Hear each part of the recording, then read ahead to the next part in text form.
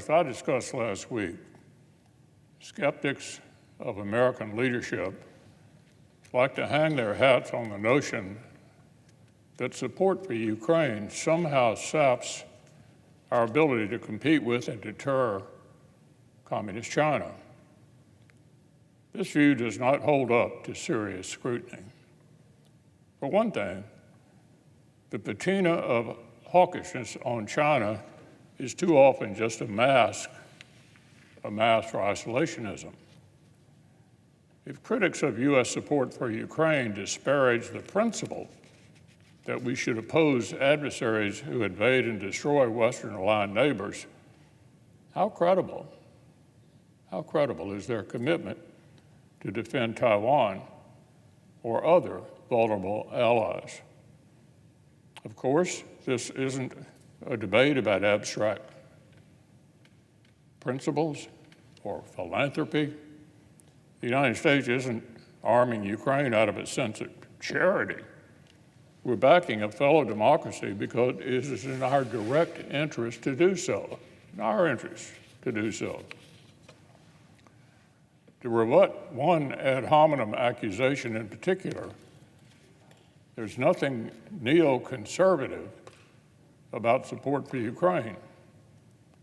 Helping a democratic partner defend its sovereign territory against an unprovoked attack from a common enemy is obviously in America's interest. And let me stress, we aren't defending Ukraine from aggressions. The Ukrainians are doing that. America's two most powerful adversaries have struck up a, quote, friendship without limits, end quote. If we fail to help Ukraine stop Russia in its tracks, there's every reason to believe Russia and China will both be emboldened. Our closest allies and partners in Asia, people with even more to lose from PRC aggression and armchair isolations here in Washington, understand this fundamental reality. It's why Tehran provides humanitarian assistance to Ukraine. It's why the leaders of Japan and South Korea have traveled to Kyiv and pledged billions of dollars in assistance. Our partners in Europe and Asia are joining us in investing in our military readiness and expanding our defense production capacity. If not for the conflict in Ukraine, it's difficult to imagine any of this happening. So Republicans should welcome Democrats who are finally willing to spend money on our defense industrial base. Such a bipartisan consensus will not survive if we turn our backs on this conflict. And why would we pull the plug on a transatlantic alliance just when European allies are making credible investments in their own defenses and also coming around to share our concern about Chinese aggression? Competition with China is a global proposition, and the strength of our closest military and economic allies in Europe affects China's calculus. Beijing would love to see the transatlantic alliance fracture in the wake of America turning our back on our closest trading partner. If the United States proves we cannot be trusted to back our allies in Europe, why on earth should our allies in Asia expect different treatment in the face of Chinese aggression?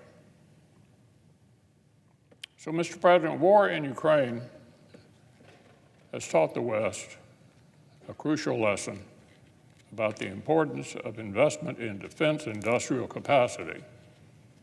And as I discussed last week, it's directed billions and billions of dollars toward restocking America's arsenal with American weapons built here by American workers.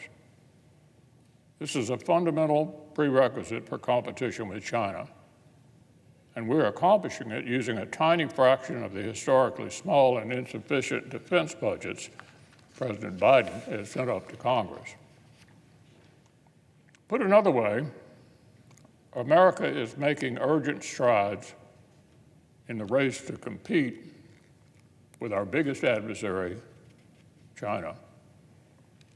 And in the process, we're helping degrade Russian military strength and encouraging our allies to buy American and invest in their own defense. This is American leadership, and Republicans should be pressing President Biden to show more of it instead of dreaming about America's retreat.